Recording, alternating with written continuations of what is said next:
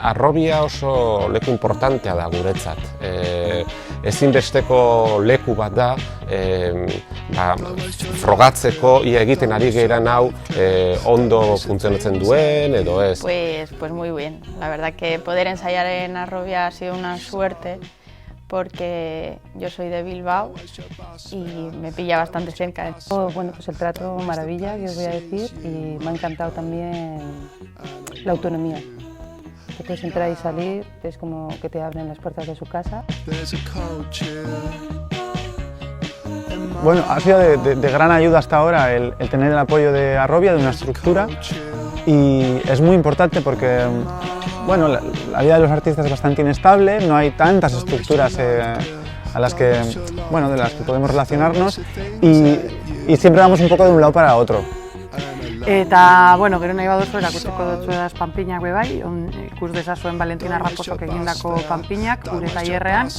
Anita Maravillazek aparte, bai antzezlanak egiten ditugu, baina baita ere tailerrean ditugun enkarguak.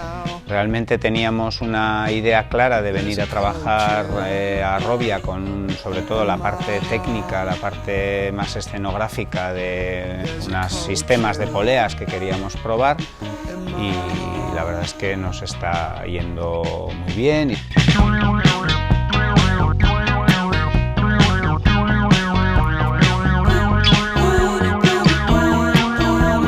Hemeningo dut, Arrobian, Transiciones programan aukeratua izan zen proiektu hau, eta horregatik aukera ederra dakat leku honetan bukatzeko bide luze hau. Bueno, ahora he tenido la suerte de estar en este programa y la suerte de estar en este espacio tan grande que, claro, pues es un espacio profesional, pues es todo un lujo poder venir aquí, entrar con mi huella dactilar y tener pues, 24 horas un espacio pues, con estas características. Pues me ha parecido un lujo poder trabajar 2 semanas en aula de danza que tenéis, con espejo y con todo el equipo necesario para trabajar. Bueno, ha sido muy útil y es muy importante tener el apoyo de una estructura, un cierto acompañamiento que, como es el de Arrobia en este caso. Estábamos haciendo el trabajo virtual, pero no tiene nada que ver con poder estar aquí en este espacio. Emaitza hobea da lantzen denean halako leku baten. Bestela, en fin,